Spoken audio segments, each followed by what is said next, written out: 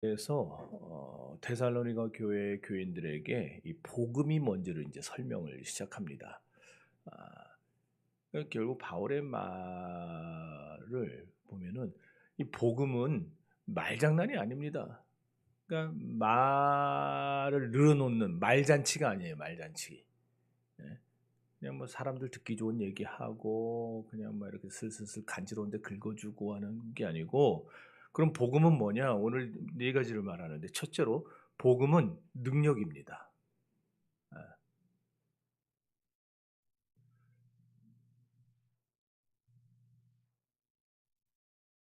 뭐 하셔? 아, 집중하세요. 복음은 능력입니다. 수요 예배 때도 제가 이 부분을 굉장히 강력하게 이번 주에 얘기를 했는데, 복음에는 능력이 나타나야 됩니다. 예. 바울에게는 병이 하나 있었죠. 안질인지 간질인지는 몰라요. 어디서는 누구는 안질이라 그러고 누구는 간질이라 그러고 뭐 그러는데, 뭐 어쨌든 뭐 안질이든 간질이 됐든 이게 그냥 간단한 병은 아닙니다. 감기 같은 병은 아니에요. 굉장히 괴롭습니다. 그러지 않겠어요? 안질이었으면은 계속 눈이 막 쿡쿡쿡쿡 쑤셨을 테고, 간질이었으면은 전도하다가 갑자기 막 발작을 했을 거고. 그러니까 이 둘 다 사도로서 아주 결격사유고 참 문제가 되는 병이었어요. 괴로운 가시죠. 가시. 그래서 하나님 앞에 세 번씩이나 간구를 했습니다. 이 가시를 내게서 뽑아주세요라고. 아니 생각을 해보세요. 남의 병은 그냥 촉촉 고쳐주지 않았어요? 남의 병은 촉촉 고쳐줬어요. 심지어 귀신도 그냥 막 쫓아내줬어요. 귀신들이 바울을 알아보잖아요. 나중에 스기와의 일곱 아들들이 바울을 흉내내서 귀신 쫓아내려 때, 내가 예수도 알고 바울도 아는데, 거기 바울이 나와요. 예수도 알고 바울도 아는데 넌 누구냐 그러잖아요. 남의 병은 고쳐주고 귀신도 쫓아내주는데 정작 자기 병은 못 고치고 있는 겁니다. 이게 참 얼마나 괴로웠겠습니까, 바울이. 근데 사실 이 바울의 가시는 일종의 예표라고 할 수 있어요. 이게 뭐냐?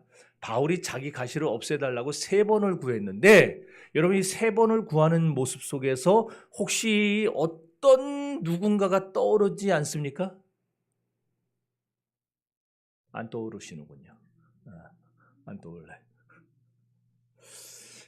예수님의 겟세마네 기도. 예수님의 겟세마네에서 기도하신 게 세 차례예요. 기도하시고 깨어서 제자들한테 가서 야 졸지 마라. 깨어 기도하라. 또 가서 기도하시고 또 와서 또 깨어 기도. 하나님 앞에 세 번을 구하시는데 뭘 구하세요? 아버지, 할 수만 있다면 이 잔을 내게서 옮겨주세요. 그 기도를 하세요. 바울의 하나님, 할 수만 있다면 이 내 육체의 가시를 좀 뽑아주세요. 예수님이 할 수만 있다면 이 잔을 내게서 옮겨주세요. 지금 예수님의 모습이 바울의 요 기도 속에 오버랩돼서 이 투영돼서 나타나고 있는 거예요. 그런데 이 기도에 대한 응답도 똑같습니다. 예수님도 바울도 똑같은 응답을 받아요. 예수님이 할 수만 있다면 좀 옮겨주세요 그랬더니 하나님이 옮겨주셨어요? 안 옮겨주셨어요. 안 옮겨주세요. 그런데 그 요청에 하나님이 옮겨주진 않으셨는데 그 잔을 감당할 믿음과 용기를 주시죠. 그래서 그걸 감당하게 하셨어요. 바울에게도 똑같이 대답하십니다. 내 은혜가 네게 족하다. 내 은혜가 네게 족하다. 그리고 곧 바로 이어서 뭐라 하시냐면은 이는 내 능력이 약한 데서 온전하여짐이라 그러셨어요. 약한 데서 온전해짐이라. 여기 내 능력, 이는 내 능력이 내 은혜가 내게 족하다. 내 이 능력이 약한 데서 온전해짐이라. 요 내 능력이란 주님의 능력이죠. 그런데 이 하나님의 능력이 어디서 온전해진다? 약한 데서 온전해진다. 약한 데서. 약한 데서라는 말은 우리 인간을 염두에 둔 말입니다. 인간은요, 질병이나 고통이나 슬픔이나 고독이나 환란이나 이런 것들로 인해서 막 약해져요. 그리고 내가 이렇게 약해진다는 걸 느낄 때, 자기 스스로 느낄 때 그 약함을 통해서 그리스도의 능력이 나타난다 그 말이에요. 자, 이해가 되겠어요? 자, 좀 더 얘기해 봅시다. 사실 우리가 약하든 황 목사가 약하든 강하든 우리 주님의 능력은 내가 강해진다고 강해지고 약해진다고 약해지고 그래요? 주님의 능력은 언제나 똑같아요. 내가 약할 때도 강하고 강할 때도 강하고 언제나 똑같아요. 그죠? 그렇지만은 내가 스스로 강하다라고 생각할 때는, 내가 할 수 있다고 생각할 때는, 난 끄떡없어라고 생각할 때는 주님의 능력이 나한테서 온전히 나타나지 못한다라는 겁니다. 토기장이들이 이렇게 도예가들이 흙을 막 이렇게 하잖아요. 돌려놓고서 막 발로 밟으면서 흙이 돌아가면서 모양을 만들어 가잖아요. 모양 만드는데 생각해 보세요. 흙이 이렇게 하는 대로 모양이 만들어져 가요. 어떻게 그럴 수 있어요? 흙이 부드러우니까 그게 가능한 거 아니에요? 그러지 않아요? 흙이 만약에 딱딱하게 굳었다. 그게 돼요? 손 다 까지고 비끼고 난리가 안 나지. 안 되죠? 그러니까 토기장이가 아무리 능력이 있고 기술이 있고 그렇더라도 흙이 부드러울 때 자기 실력을 다 발휘하는 거예요. 흙이 부드럽지 못하면 굳어 있으면은 자기 실력을 다 나타내지 못합니다. 물론 우리 하나님 그런 우리 같은 인간 토기장이는 아니시지만, 그러나 내가 상처 입어서 내 심령이 약해져 있을 때, 상한 갈대처럼 내가 약해져 있을 때 우리 주님은 그런 약한 나의 마음을 기회 삼아서 주님의 온전한 능력을 나를 통해서 나타내신다 그 얘기예요. 어째서 그러느냐?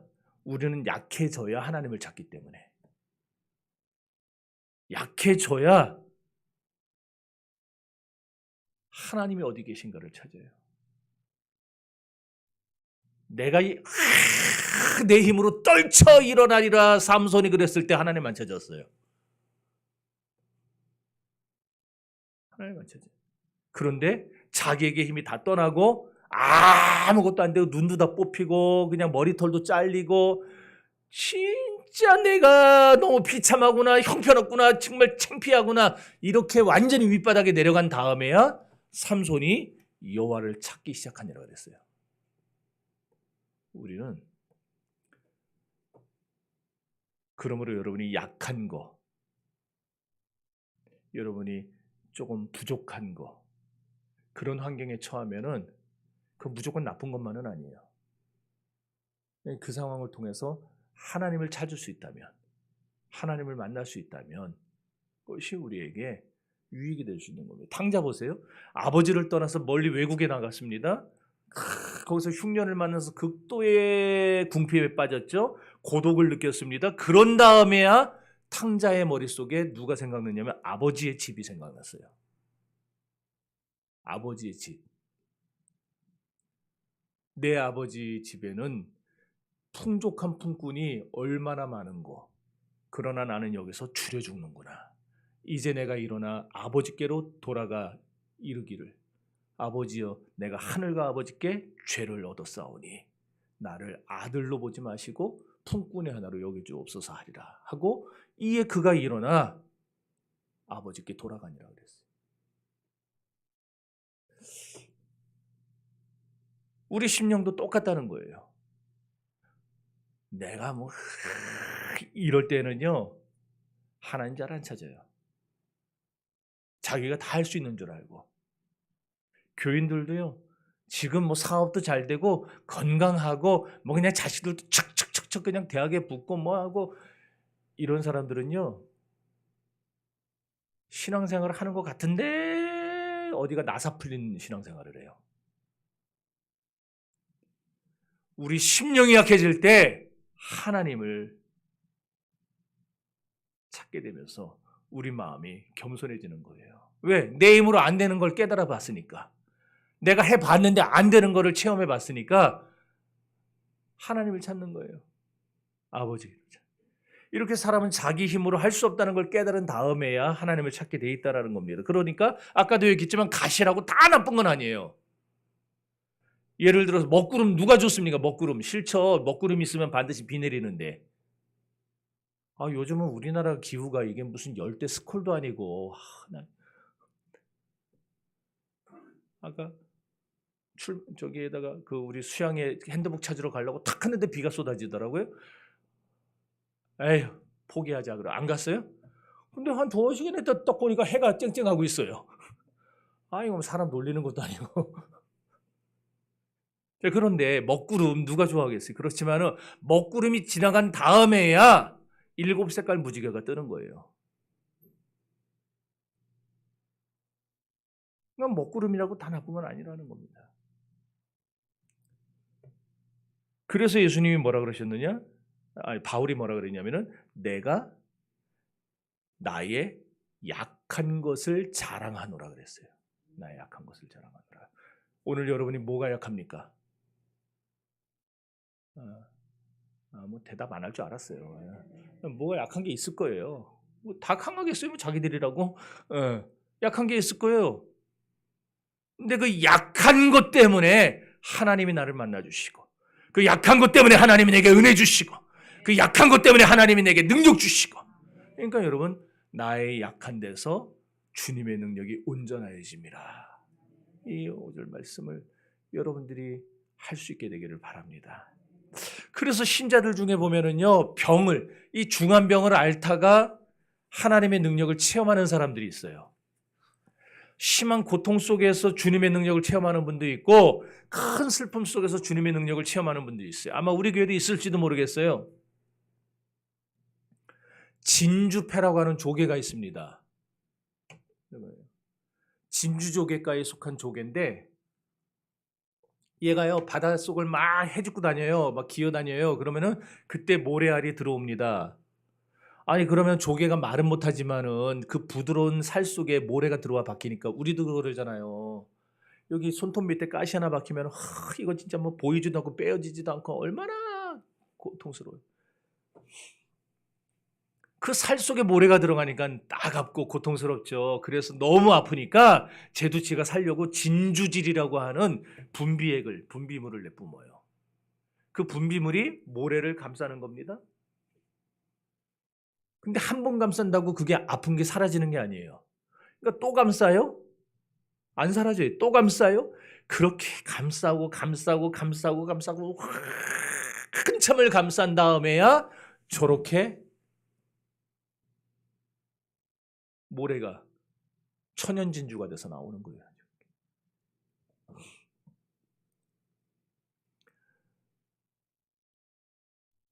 그러므로 여러분, 우리 인생에 고통이라는 가시가 박히면 너무너무 아프겠지만, 그러나 이것을 여러분의 믿음으로 감싸시기를 바라요.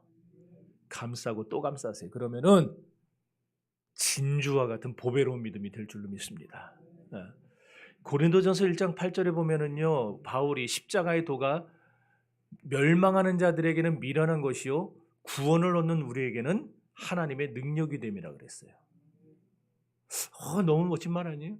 멸망하는 자들에게는 미련한 것이요 하나님의 믿는 우리에게는 구원을 얻는 우리에게는 하나님의 능력이 됨이라. 여기 지금 두 가지의 반응이 나온 거예요. 하나는 멸망하는 자들의 반응이 나오고 또 하나는 구원 얻는 자들의 반응이 나옵니다. 자, 구원이라는 거는요, 하나님의 관점에서 볼 때 과거와 현재와 미래가 다 들어있어요. 구원이란 말에. 그게 무슨 말이냐? 여러분이 우리 김창순 권사님이 예수를 믿는 그 순간에 이미 구원을 얻었어요. 이건 과거적인 관점이죠. 그렇지만 완전히 100% 다 거룩해졌나요? 아니에요. 안 거룩해졌다고 했다고 뭐 시험 들고 그러면 안 돼요. 안 거룩해졌어요. 아직도 100%는. 그래서 이거를 100%까지 거룩해지는 과정을 언제 하는 거예요? 예수 믿은 다음부터 세상 사는 동안에 하는 거예요. 이걸 조직신학에서 성화라 부르죠. 성화. 거룩해지는 과정이. 지금 그러니까 우리는 다 거룩해지는 과정이 있어요. 그러니까 예수 믿고 구원을 얻었어요. 근데 또 지금 우리는 계속 구원을 얻고 있어요. 여러분, 구원을 예수 믿고 천국 가는 걸로만 생각하기 때문에 이해가 안 될 수 있지만은, 구원이라는 말은요, 지금 우리가 매일매일 신앙이 계속 새로워지고 계속 깊어지는 것도 우리 영의 구원이에요. 또 새로워지고 있어요. 그러나 최종적으로 이 땅에 예수님이 다시 오실 때 어떻게 됩니까? 그때 우리는 이 몸이 아닌 우리가 알지 못하는 새로운 몸으로 변화받고 부활하게 될 겁니다. 그걸 또 성경에 뭐라 불러요? 그것도 구원이라 불러요. 그러니까 구원에는 이렇게 과거와 현재와 미래의 관점이 다 들어있는 거예요. 자, 그런데 이렇게 저와 여러분들에게는, 구원을 얻는 우리에게는 복음이 하나님의 능력이에요. 그러니까 아까 제가 얘기한 것들이 여러분에게 믿어져요. 이해가 돼요. 아, 내가 약해질 때 하나님을 찾고 내가 그런 과정에서 하나님의 능력을 내가 온전히 체험할 수 있고 이게 이해가 돼요. 그런데 멸망하는 자들에게는 이제 이 소리가요, 개소리예요. 또 싫어할 사람, 또 이상한 소리 했다고 싫어할 사람이 있는데 어떻게 내가 그렇게 생겨본 거를 죄송해요, 그런 표현 써서.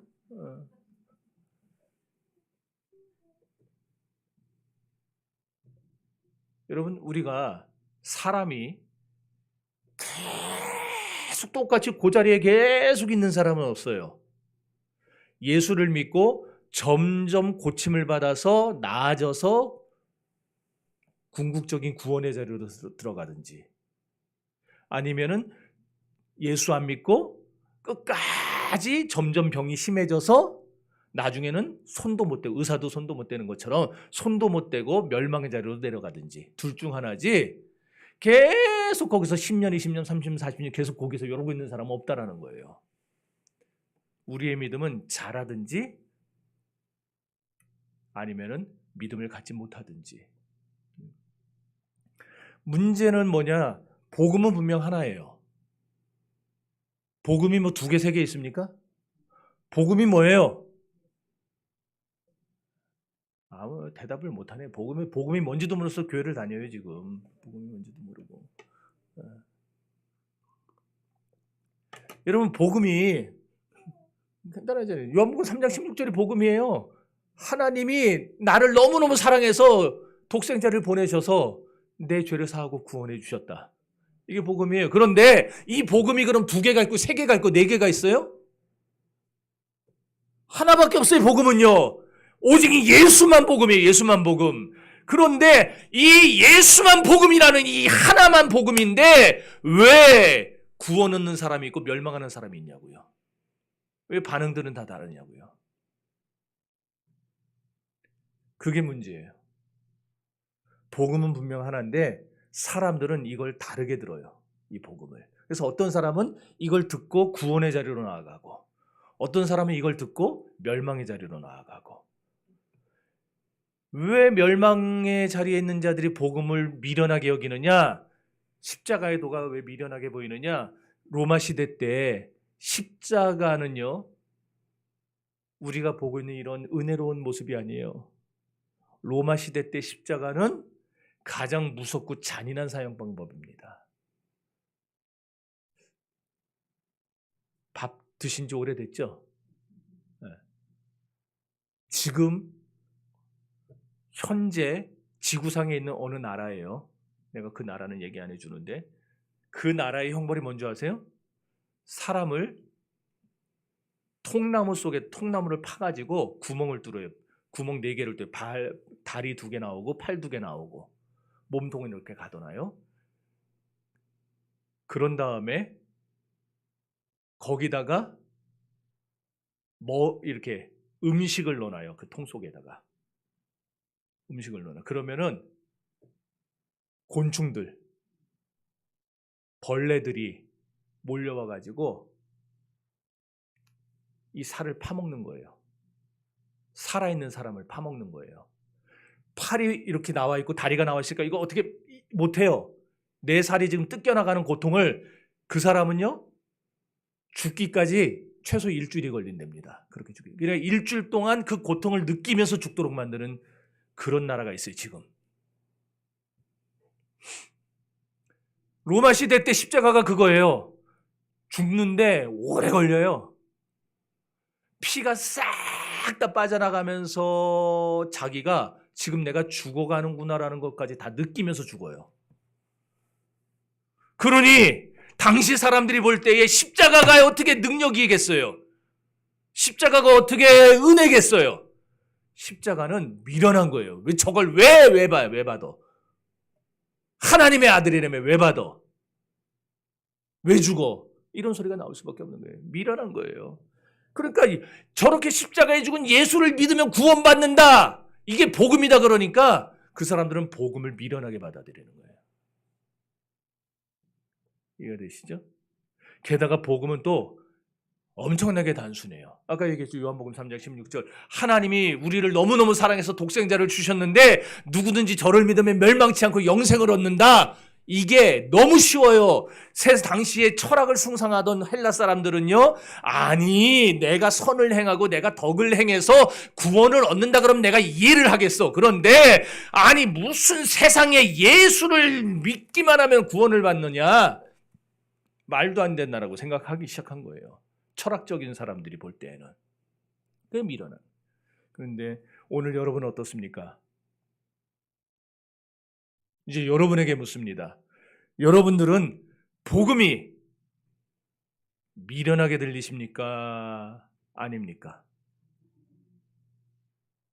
대답 안 하는 사람들은 뭐예요? 아무튼 해보겠다는 거네 나하고 진짜.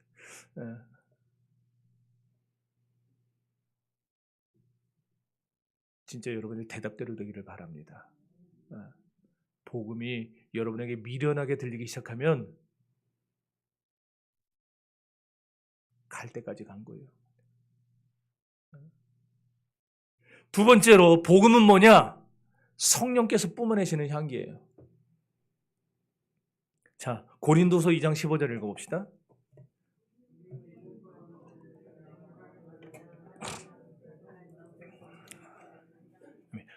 이거 지난주 같이 늦으면 안 돼요. 오늘은 빨리빨리 합시다. 여기. 그리스도의 향기라는 말이 나오죠. 저기 그리스도의 향기. 그래, 복음은 향기예요. 구원받는 자들에게만 향기입니까? 구원받는 자들에게만 복음이 향기예요? 아니에요. 멸망하는 자들에게도 향기예요. 멸망하는 자들에게도.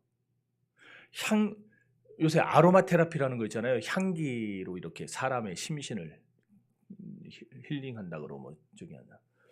이 향기가 사람의 마음을 새롭게 해주고 상쾌하게 해준다는 거예요. 근데 복음이 그런 거예요. 복음이 들어가면은요 우리의 마음을 거룩하게 해줘요. 그리고 우리를 깨끗하게 해주고 하나님과 화평하게 해주고 우리를 즐겁게 해줘요. 그래서 기쁨이 넘쳐요. 그냥 기뻐요. 복음이 들어가면 쥐뿔도 없는데 기뻐요. 따라서 그리스도의 복음이 심령에 들어가면 그 심령이 성결해지게 되어 있는 겁니다. 그리스도의 복음이 입술에 들어가면 입술이 성결해져요. 그리스도의 복음이 가정에 들어가면 가정이 깨끗해져요. 그리스도의 복음이 사회에 들어가면 그 사회가 변화되고 국가가 새로워지는 거예요. 왜? 주님의 복음에는 능력이 있기 때문에. 갈릴리 촌동네 어부들에게 그리스도의 복음이 들어갔어요. 그랬더니 그들이 변하여 새 사람이 됐어요. 자기들만 새 사람 된 게 아니라 그들이 가는 곳마다 세상을 뒤집어 놓기 시작합니다. 이게 복음의 능력이에요. 2000년 전에 그게 됐는데 오늘날에는 왜 안 됩니까? 오늘 우리에게도 그리스도의 향기가 우리 안에 머물기를 바라요. 그래서 여러분 가는 곳마다 사람들이 우리 향기를 맡고 몰려들고, 그래서 이 향기로 세상을 성결하게 바꾸고 거룩하게 바꾸는 용사들이 될 수 있기를 바랍니다. 아까 몇 시간 전에 이제 주민센터? 네, 주민센터로 부르죠? 우리 독산사동 주민센터에서 전화가 왔어요. 뭔 내용이냐면은 이 동네에 알코올 중독자가 하나 있나 봐요. 근데 이분이 간혹가다 우리 교회 앞에 여기 계단에 앉아서 쉬어요. 근데 언젠가 제가 이렇게 딱 교회로 들어올라 그러니까 그분이 일어나서 가려고 그러길래 아예 그러지 마세요. 그늘 이제 그때 이렇게 조금 쨍쨍 햇빛 비치는데 여기는 우리 그늘 져가지고 좀 괜찮을 때 좀 쉬세요. 그러고 내가 들어가서 이제 물도 갖다 주고 그랬어요. 쉬다 가세요. 안 들어오니까 쉬다 가세요 그랬는데 이분이 이제 생활도 어렵고 알코올 중독이고 하니까 동사무소에서 그 관심 갖고 지켜보잖아요. 이렇게 계속 찾아가나 봐요. 사회복지 담당자가. 그러니까 이분이 너무 안타까우니까 가족도 없고 막 그러니까 선생님 이렇게 술에 쪄들어 살지 말고 차라리 종교라도 좀 가져보세요. 종교라도 좀 가져보세요. 그랬더니 나도 요즘에 교회 갈 마음이 좀 있다 그러는 거예요. 그럼 어느 교회를 가실래요? 그랬더니 다른 교회는 다 싣고 정신교회로 가겠대요. 왜? 지난번에 여기 앉아있을 때에 어이 가세요. 아이 이러질 않고 좀 더 쉬세요. 그러고 자기한테 친절하게 해줬다고.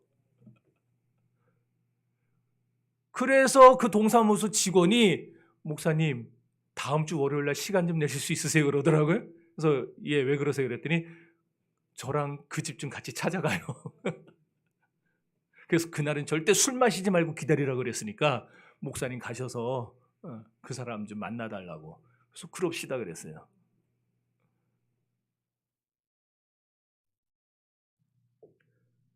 제가 가서 능력이 없는 목사라 그 사람이 듣고 변화가 될지 안 될지 모르겠지만 어쨌든 우리가 향기를 뿜어내면은 모이게 되어 있어요. 그런데 봄철에 공원마다 다 꽃들을 심어 놓습니다. 요새 지자체가. 그럼 봄철에 막 꽃들이 피어나면은 사방에서 어디서 나타나는지 나비하고 벌들이 와요.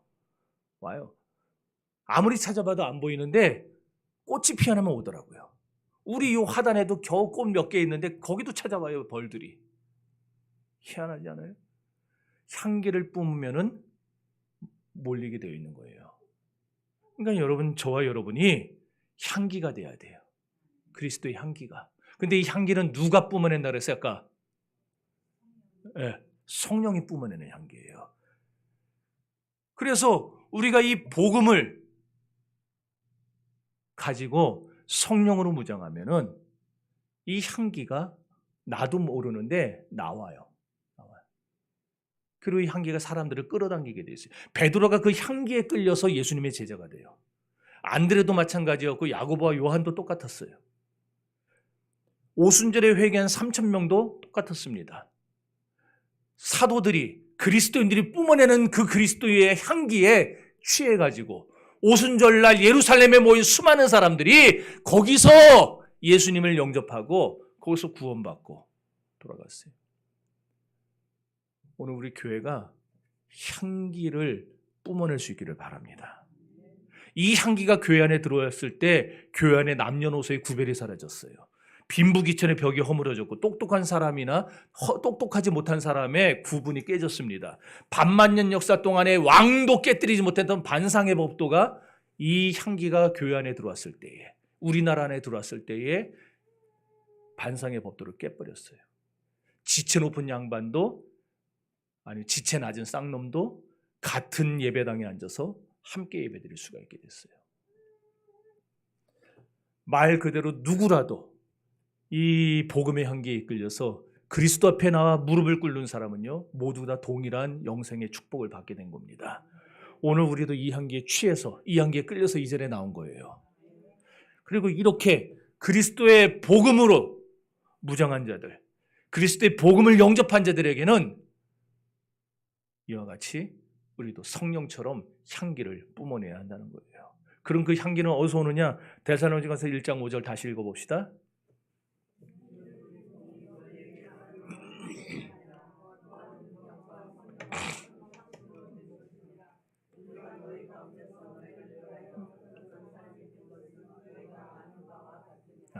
복음의 향기는 다시 말하자면 성령에 의해서 얻어지는 거예요. 그래서 사도행전 1장 8절은 오직 성령이 너희에게 임하시면 너희가 권능을 받고 그랬어요. 성령을 우리가 모셔드리면, 성령이 우리 안에 임재하시면 우리가 권능을 받아요. 향기가 나요, 우리에게. 내가 향기를 내뿜고 싶다고 내는 게 아니라 성령이 내 안에 들어오시면 내 안에서 향기를 내뿜게 되어 있어요. 다시 묻겠습니다. 복음의 향기가 어떻게 나타난다고요? 성령이 임할 때. 마태복음 28장 18절에서 20절까지 한번 읽어봅시다.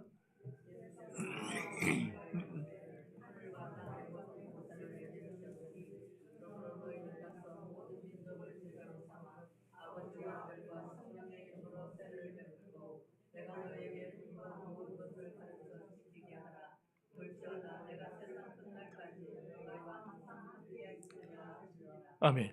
하나님의 복음이 우리를 통해 능력 있게 전파되기를 소망하고 계십니까? 그렇다면 여러분, 우리는 성령의 권능을 받아야 됩니다. 성령이 주시는 권능을 받지 않으면요, 우리는 아무것도 못해요. 하나님 우리에게 사명만 주시지 않고 사명과 함께 능력을 함께 주셨습니다.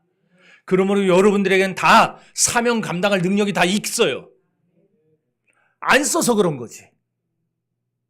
하기 싫어서 안 해서 그런 거지. 이렇게 얘기해서 죄송하지만 우리같이 부족하고 황 목사같이 모자르고 생긴 것도 좀 떨어지고 이런 사람도요, 주님의 성령이 임재하시면은요, 내게 능력 주시는 자 안에서 내가 모든 걸 살 수 있다라는 고백을 할 수 있게 되는 겁니다. 여러분도 마찬가지예요. 오순절날 성령이 임하심으로 새 시대가 시작됐어요. 성령이 임함으로 그리스도의 몸된 교회가 탄생했습니다. 이때부터 성령의 시대가 시작된 거예요. 이렇게 성령의 시대가 시작되면서 거기에 그리스도인의 향기가 나타나기 시작한 겁니다. 그러므로 오늘 우리 교회에는 향기가 있어야 돼요. 향기가 없으면 우리 교회는 성령이 없는 교회예요. 향기가 있어야 됩니다. 이 향기가 끌어들여야 돼요. 사람들을. 죽어가는 영혼들을 이 자리로 끌어들여야 돼요. 방황하고 헤매는 영혼들을 이 자리로 끌어들여야 돼요. 셋째로, 복음은 반드시 열매를 맺습니다. 요한복음 7장 읽어봅시다.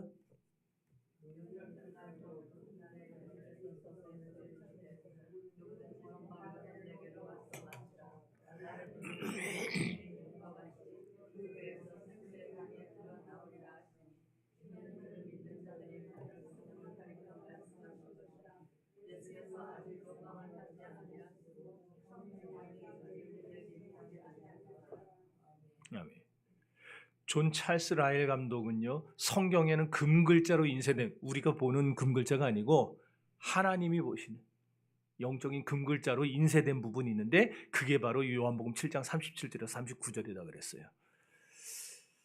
심령, 우리 심령에 성령의 생수의 강이 흐르면은요, 다시는 목마르지 않습니다. 이 생수의 강이 성령을 의미한다 그랬죠. 그러므로 우리는 성령의 충만을 받아야 됩니다. 성령 충만을 받으면 표가 나타나요. 무슨 표냐? 열매가 맺혀요.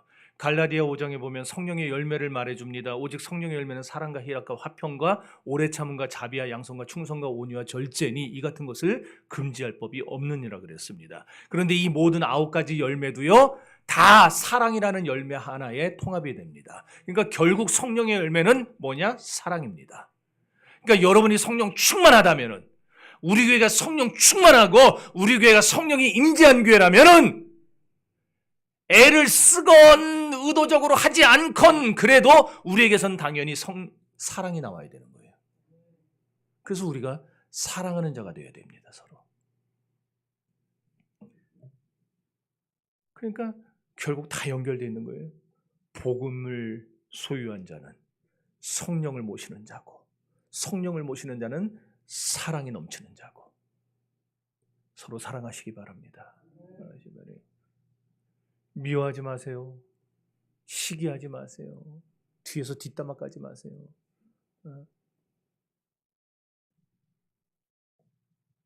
또 성령이 충만하면 주님을 노래해요. 골로새서 3장 16절에 보면 시와 찬미의 신령한 노래로 주를 찬양하며 그랬어요.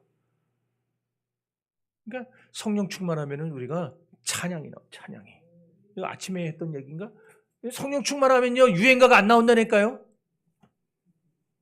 유행가가 안 나와요. 찬양이 나오게 되었어요. 네? 아주 지난번에 내가 어디서 봤더라.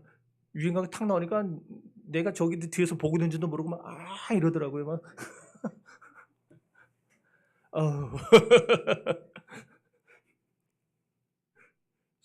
여러분, 다 넘어갑시다. 시간이 다 갔어. 또 성령 충만하면 모든 일이 감사하게 됩니다. 성령 충만은 각 사람마다 각각의 은사를 받게 돼요. 성령은 한 분이지만 사람마다 다 받는 은사는 다 다를 수 있어요. 고린도전서 12장이 있는데 이거는 길어서 안 읽고 넘어갑시다. 끝으로 성령 충만하면은요, 큰 확신이 생깁니다. 확신이 위대함을 낳아요. 그래서 세상에서 업적을 남긴 사람들을 보면은 다 확신의 소유자였어요. 물론 잘못된 확신도 있죠. 잘못된 확신이 되게 무서워요. 이 확신범이 제일 무서운 놈들입니다. 그러나 성령에 사로잡힌, 성령에 붙잡힌 확신은 우리에게 꼭 필요합니다. 그것이 우리의 힘이에요. 그것이.